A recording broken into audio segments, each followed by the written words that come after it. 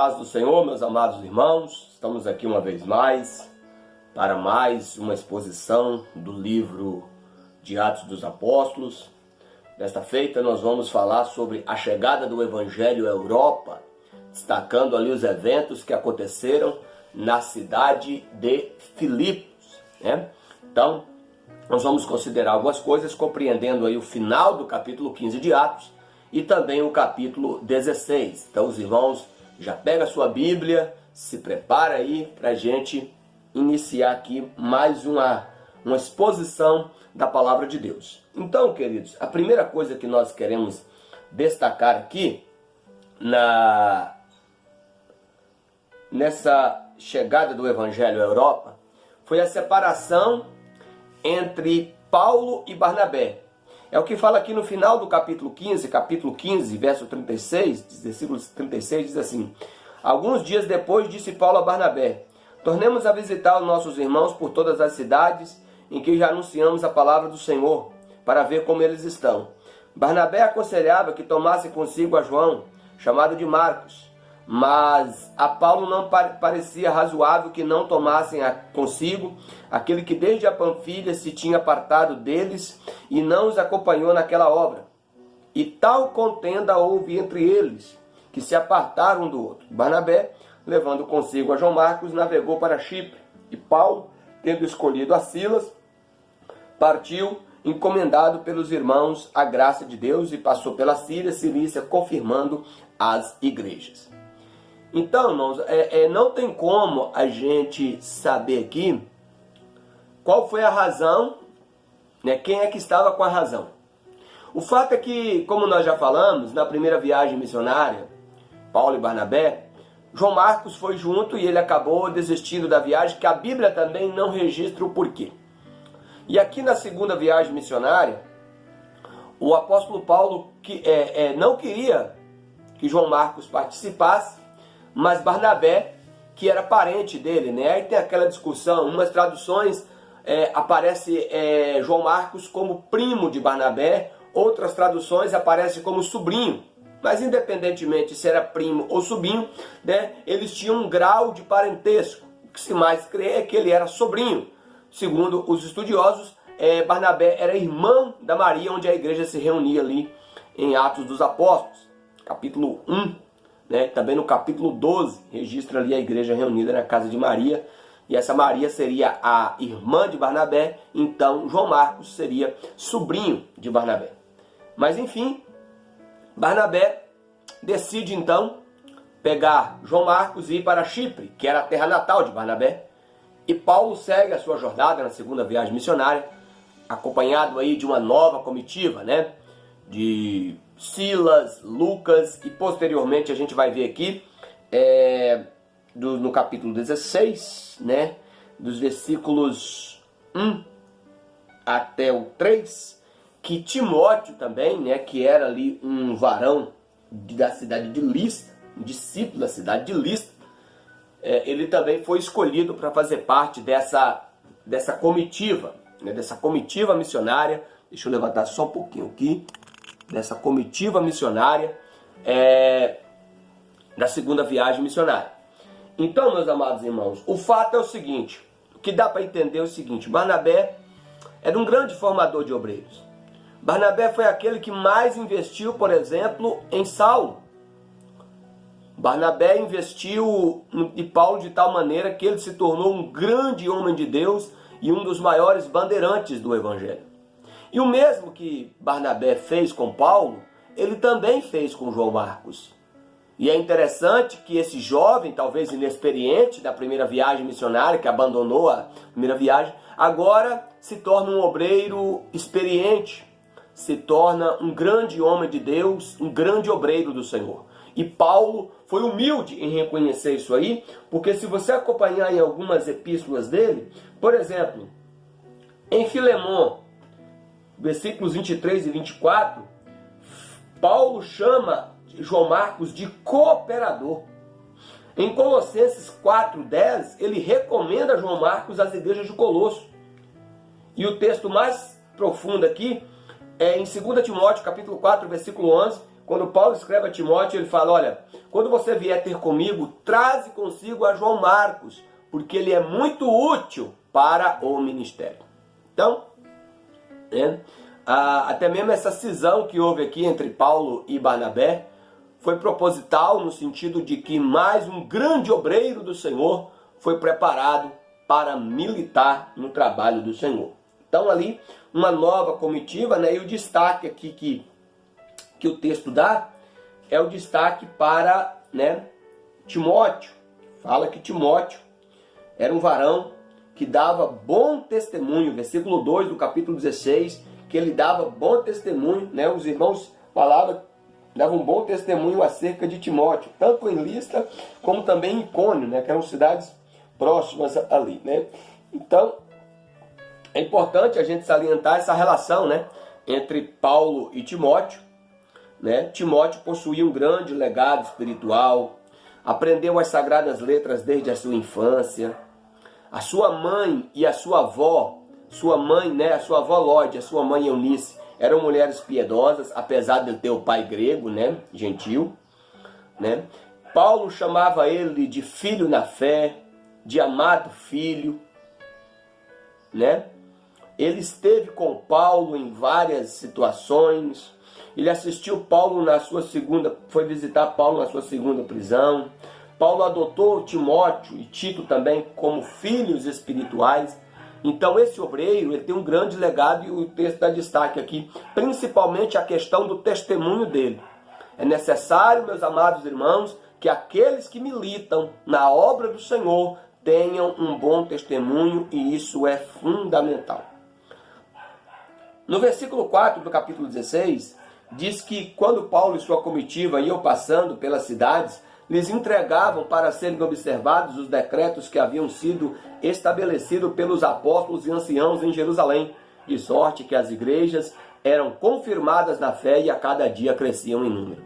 Esses decretos aqui, meus irmãos, foi o que a gente falou na exposição passada, que foi ali o concílio de Jerusalém e o que foi determinado para os gentios, que houve aquela questão da lei judaica, da lei mosaica e aquela questão, né, dos gentios que estavam sendo inseridos também, né, que Deus estava abrindo as portas para a conversão dos gentios.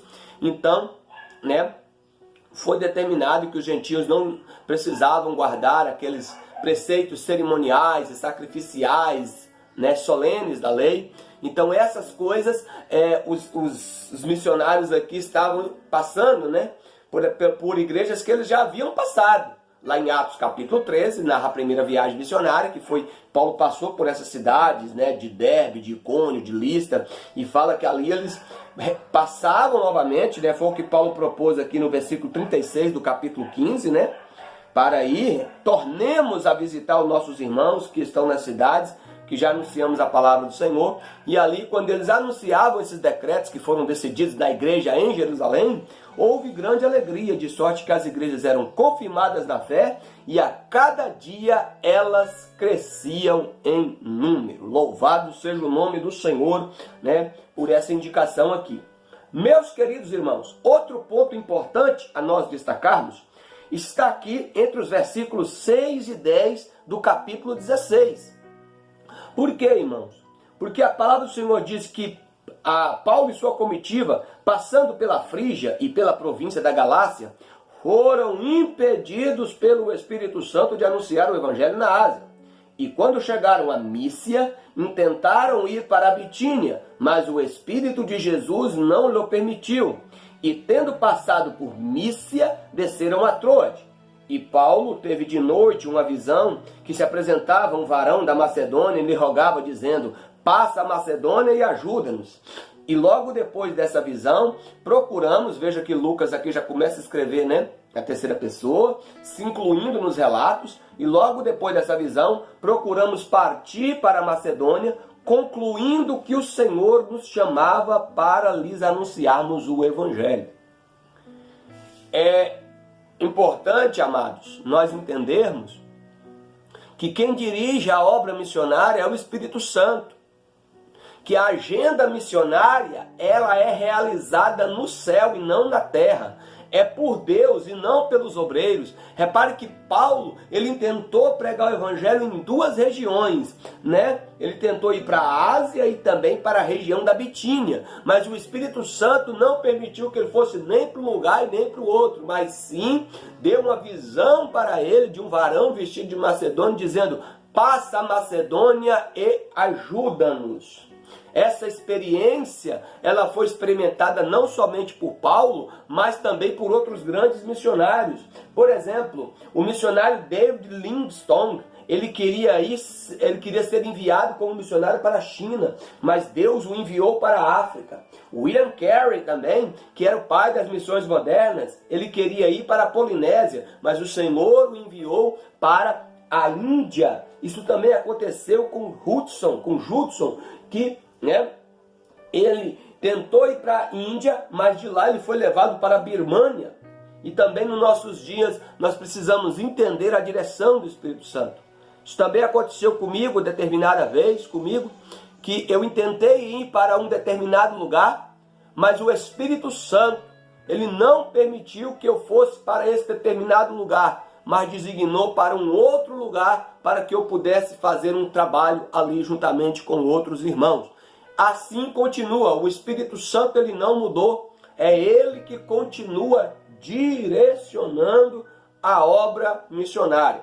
Agora o fato é o seguinte, irmãos, a cidade de Filipos foi a porta de entrada para a cidade de Filipos, que ficava na Macedônia, foi ali a porta de entrada para o evangelho na Europa.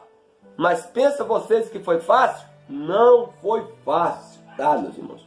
A porta que Deus abre muitas vezes não nos conduz por um caminho fácil, mas sempre com um destino vitorioso, porque você está levando a semente do evangelho. E quando você leva a semente do evangelho, coloquei o dedo aqui para nós tentarmos clarearmos um pouquinho aqui, tá, irmãos? Mas desconsidere isso aí. E sempre quando nós levamos o evangelho genuíno, o evangelho da graça, pode ter certeza de uma coisa, meus amados irmãos, ainda que passamos por provações, o evangelho triunfará, porque o evangelho ele é poderoso, aleluia. O chamado de Deus, ele é claro, mas muitas vezes as circunstâncias que Deus proporciona nem sempre é da vontade de Deus nos levarmos a lugares de bonança. Muitas vezes o Senhor escreve o nosso caminho na tempestade.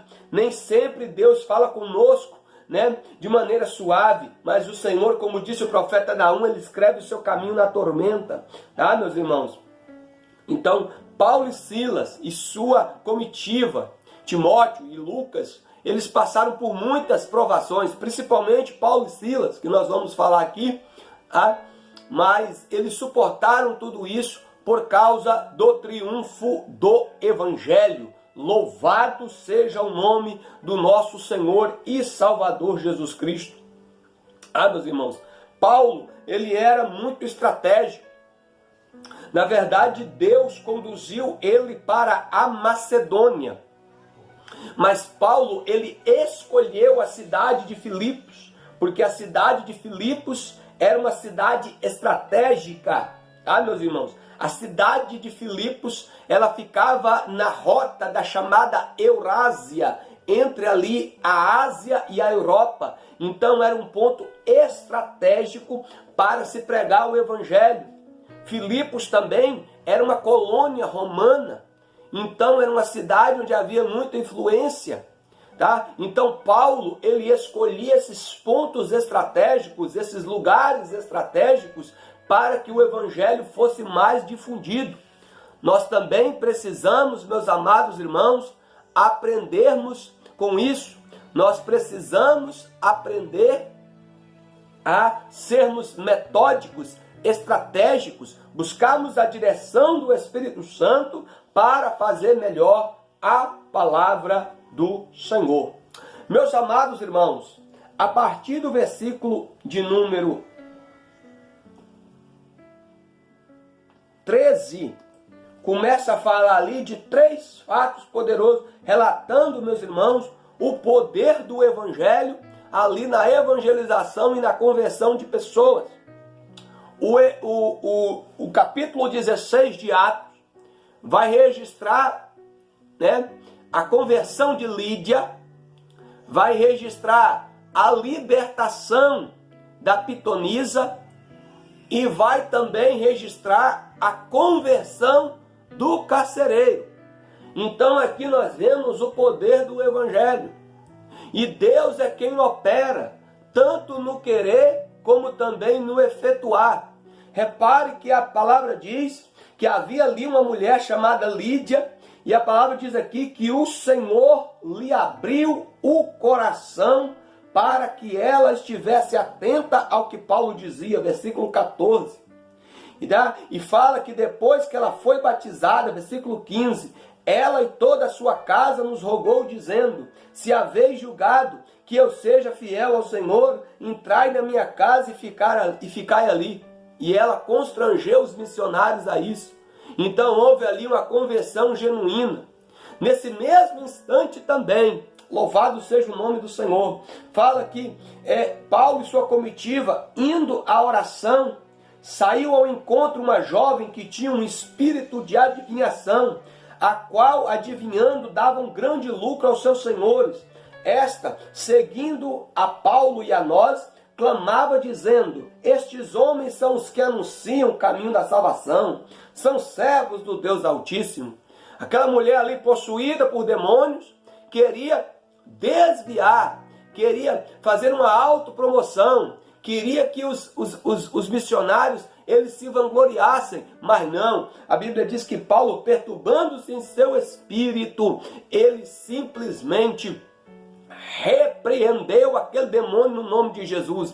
Então nós vemos aqui a providência de Deus em abrir o coração de Lídia para a conversão e também para repreender. O Senhor tem poder, aleluia. O Espírito Santo tem poder para abrir o coração das pessoas para aceitarem o Evangelho e também autoridade sobre toda a potestade, sobre demônio. Porque, aleluia, esse é o poder de Deus revelado através do Evangelho. Louvado seja o nome do Senhor.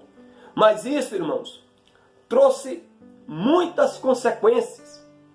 Após a libertação dessa jovem, daqueles espíritos de adivinhação, a qual dava grande lucro, o texto diz aqui no versículo 19, que vendo seus senhores que a esperança do seu lucro estava perdida, prenderam a Paulo e Silas e o levaram à praça à presença dos magistrados. Ou seja, Paulo e Silas estavam sendo presos justamente porque aqueles homens gananciosos haviam perdido seus lucros, porque estavam molestando, estavam escravizando aquela mulher. E ainda diz mais: fizeram uma acusação injusta contra os missionários, dizendo que eles estavam expondo costumes que não era lícito, porque eles eram cidadãos romanos. Paulo não estava pregando costume, Paulo estava pregando o evangelho genuíno, o Cristo que liberta, o Cristo que salva, o Cristo que transforma vidas. Ele não estava pregando costume não. Então fizeram uma acusação injusta, tá, meus irmãos? E mais ainda, eles foram açoitados em praça pública, versículo de número 23. E no versículo de número 24, fala que eles foram lançados num cárcere interior, ou seja, numa masmorra romana, numa prisão, na masmorra, tá? Que era uma prisão muitas vezes fria, insalubre. Então, meus irmãos, eles passaram por todos esses infortúnios, por esses sofrimentos, mas mesmo assim, eles se manteram firmes. Louvado seja o nome do Senhor. E ali, meus amados, eles, por volta da meia-noite, mesmo surrados, talvez sangrando, sentindo muitas dores, eles louvavam ao Senhor, entoavam cânticos e oravam ao Senhor. E a palavra do Senhor diz que houve ali um grande terremoto, e ali todas as portas da prisão foram abertas.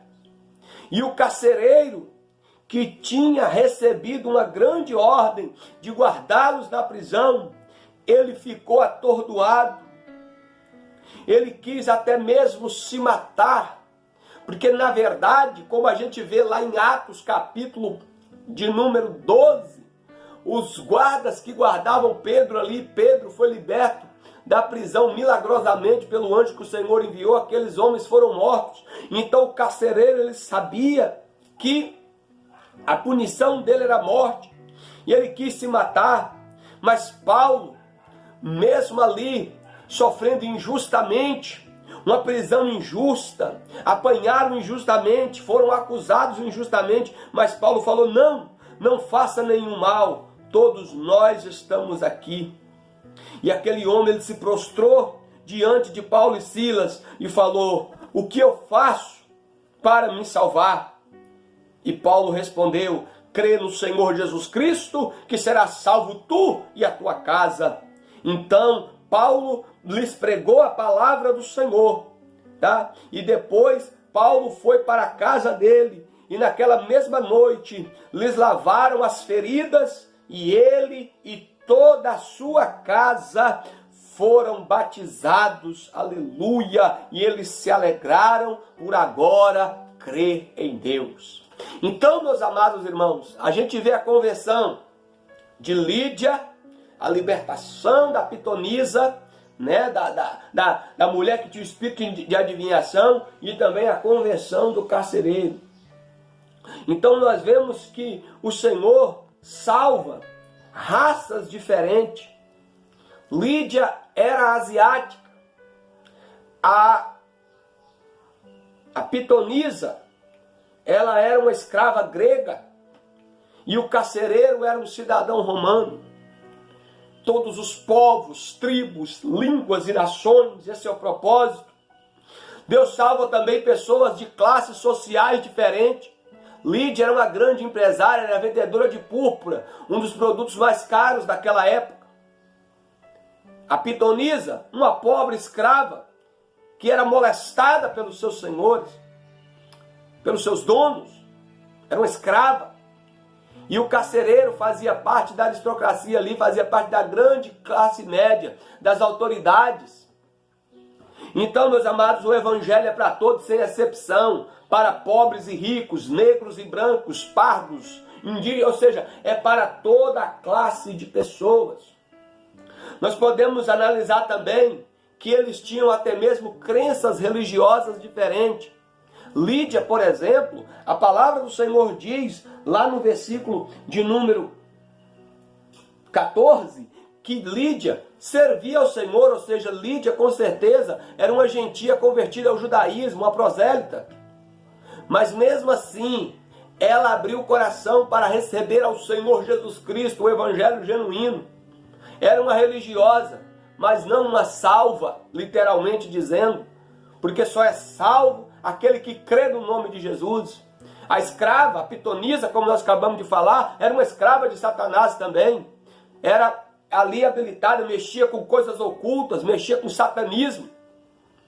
E o carcereiro, até pela sua própria posição, ele acreditava que César era o Senhor. Mas essas três pessoas, elas foram impactadas pelo poder do Evangelho, porque o Evangelho é o poder de Deus para a salvação de todo aquele que crê, aleluia. O Evangelho tem poder para salvar pessoas de toda raça, de toda tribo, de toda língua. Nós não podemos, irmãos, fazer uma coisa em detrimento à outra.